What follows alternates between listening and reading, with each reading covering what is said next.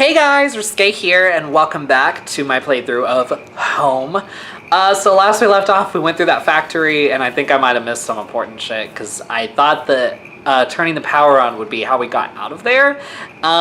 So I think I took another exit, and yeah. So I'm kind of sad about that, but you know, we're just going to keep pushing. We're going to go talk to that Norman guy, and see if we can get to the bottom of what's happening, because we don't really know a whole lot. Ugh, horrible sound. Okay, what's this? The garbage bin was a disgusting mess of rotten food and slick black bags. I saw a thin greenish corner poking out from one of the bags. It was my driver's license. It looked damaged. Yes, take it back.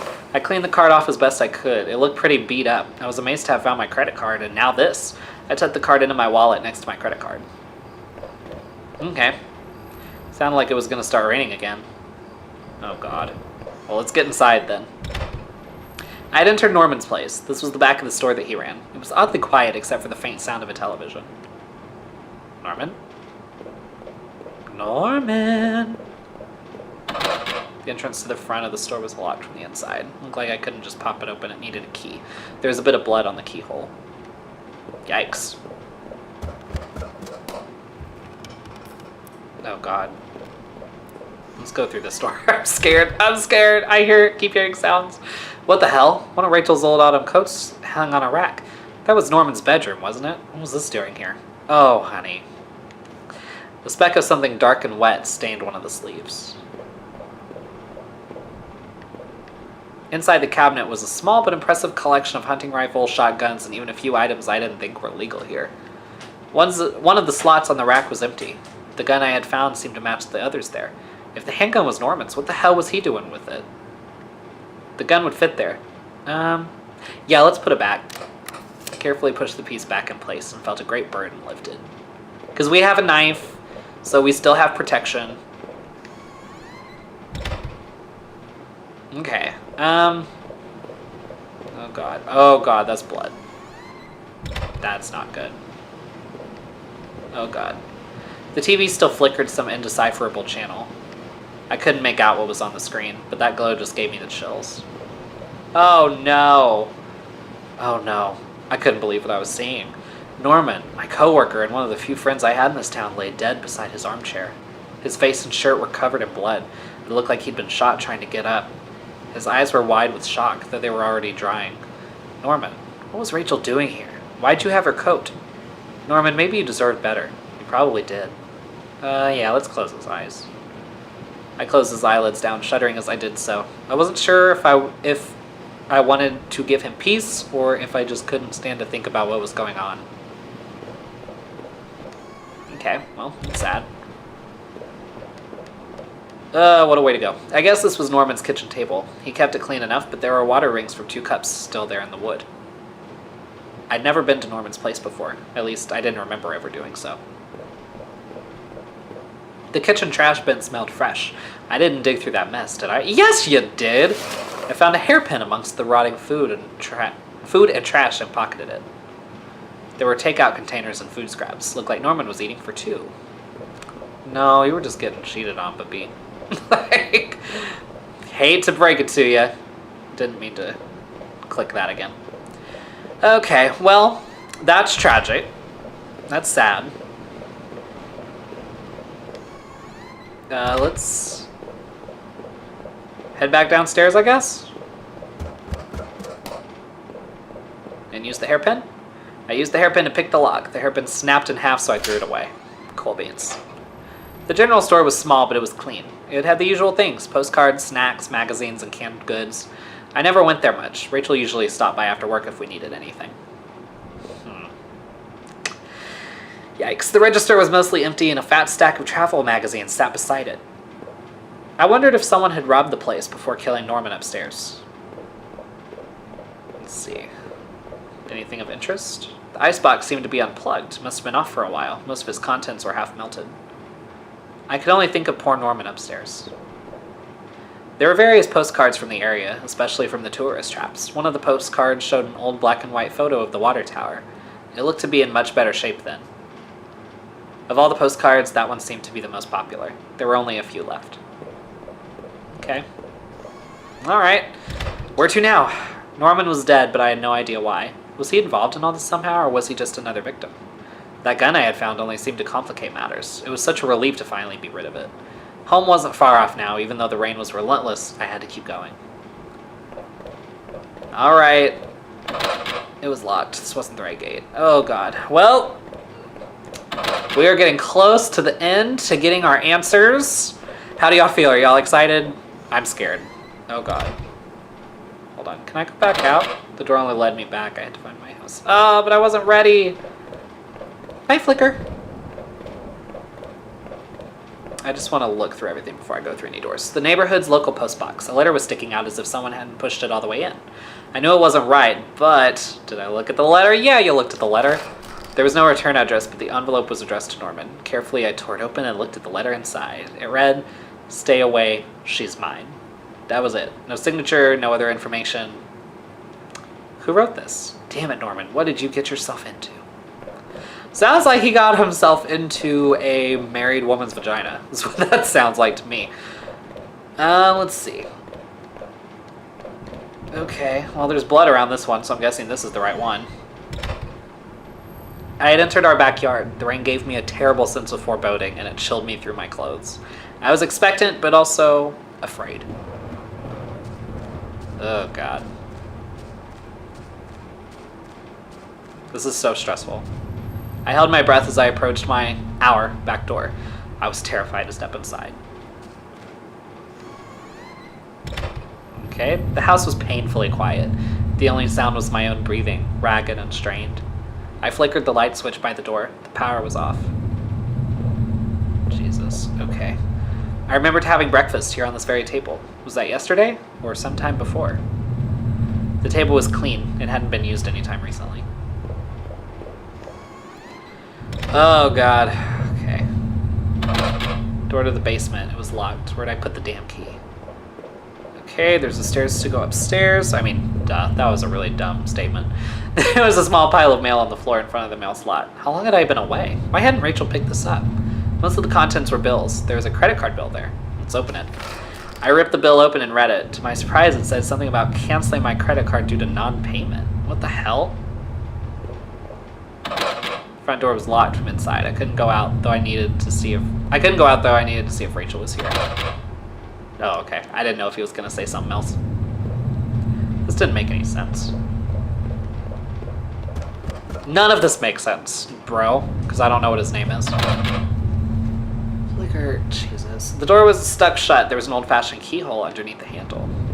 Well, sounds like I need to get a key then. Okay, let's not go upstairs yet. I'm not ready. Okay, what's this? I had found the last missing piece from my wallet. The old photo of Rachel and I stared back at me, reminding me of better times. It didn't make me feel terribly comfortable, but let's keep it anyway. I replaced the photo in my wallet, feeling like I had got part of my life back. Still, the image made me uneasy. Why had I thrown it away? Maybe I had dropped it there? Our television. I had purchased it before I knew I was going to lose my job. I felt pretty guilty about it afterwards, but by then it was too late.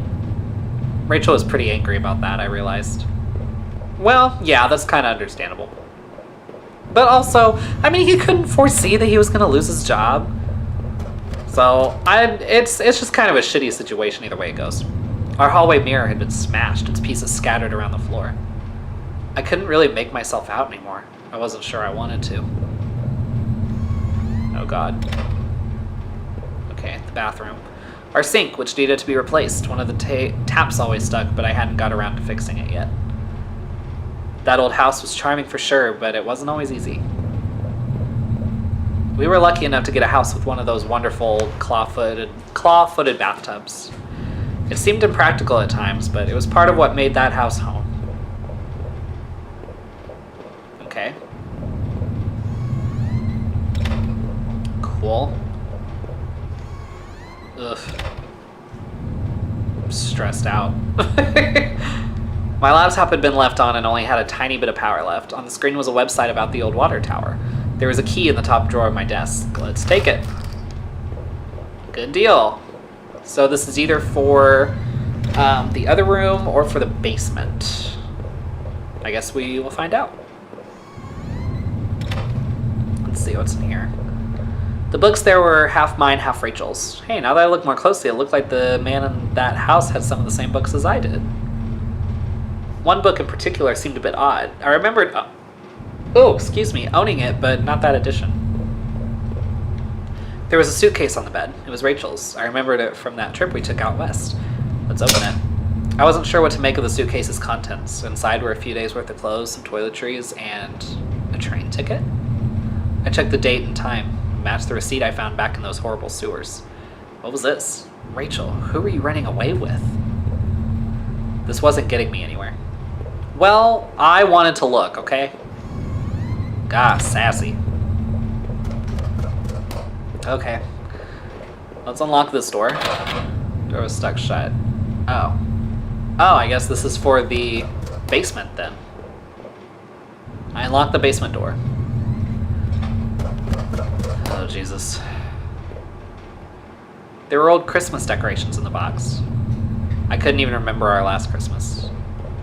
The garbage bags were stuffed with old paint cans and supplies. There was a dirty old key here. Did I take the key? Yes, I did. I took the small key and tried to remember what it unlocked. Looked like there was a plaster and an old trowel in here, too. There were old clothes, tools, and other things we obviously hadn't thrown out yet.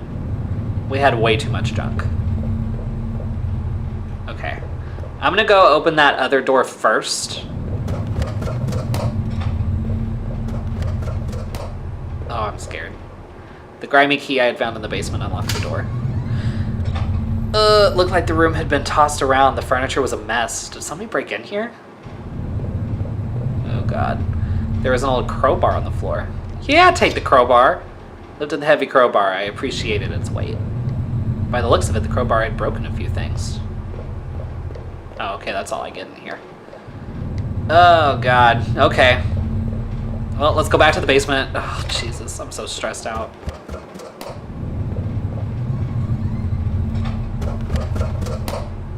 Okay. Did I break through the wall with the crowbar? Yes, I did. With a heave, I swung the crowbar at the wall. I almost said crowbar. I smashed a hole large enough to step through. As I stepped through the broken wall, my breath caught in my throat. This was it. Was Rachel down there? Was she okay? Don't look. I don't like those words. I don't like them at all. Uh-oh. Don't look. A filthy looking pile of rags had been dumped in the corner. The stench of them was awful and made my eyes water. Hey, Baby! I was terrified to even touch the pile, to see what lay within, but I knew I had to. I'd come this far. After all the searching, after all I had seen, when I looked within the rags, did I finally find my Rachel.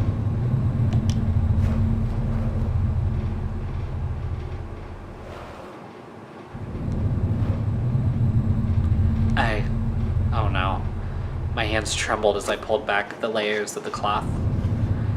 There at the center, under all the dirt and mess, was my beloved, my Rachel. Her arms were bruised all over and slashed repeatedly. Her clothes were ripped and torn, and even through all that sickening blood, it was obvious she had been stabbed to death. The knife I had carried all this way suddenly seemed like a poison. What had happened, Rachel? Who did this to you? I thought about all I had seen and wondered if any of it could help me figure out who had done this. And when I couldn't stay there any longer, I stepped away on shaky legs and made my way back upstairs. Reluctantly, exhausted from my journey, I can no longer resist the urge to close my eyes.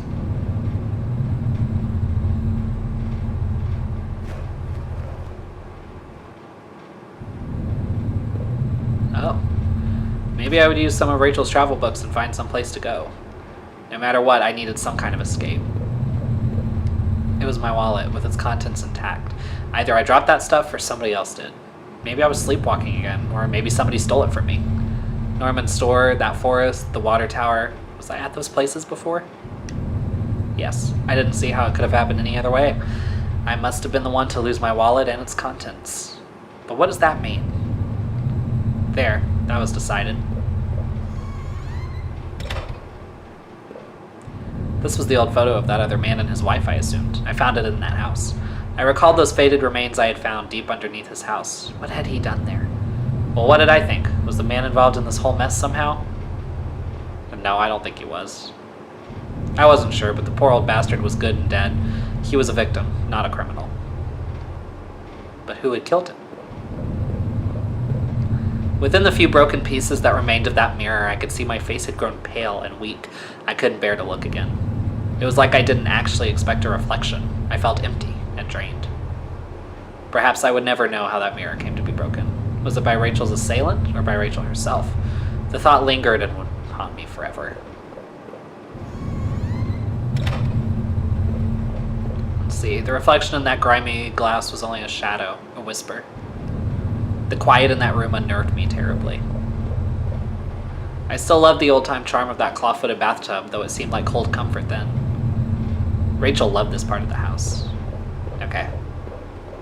Alright, I like that you still get some, like, extra, commentary from the protagonist. It was the keycard I found in the factory, the one that allowed me to slip through that door. It seemed to me that it was probably Norman's, but if that was true, what was he doing back at the plant? Did I think Norman was going back to the factory? Sure. It must have been him. He must have been using the old locker room. I had made up my mind. Okay, cool. The laptop had finally run out of power. How long had it been left running?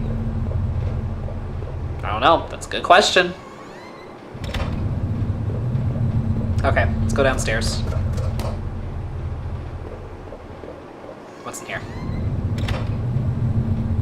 It was the letter I had taken from the postbox. Who had it out for Norman? Who sent him that letter? It must have been someone from the neighborhood, or at least somebody wanted it to look that way. I wasn't sure what to think. Did he murder Rachel? I don't think he did. No way. Norman had ended up dead himself. Whoever sent him that threatening letter must have got to him. But who the hell was that? Gee, I wonder. From now on, I'd have no one to get angry with me for stupid things like buying this TV. Just thinking about things like that made me sick with grief.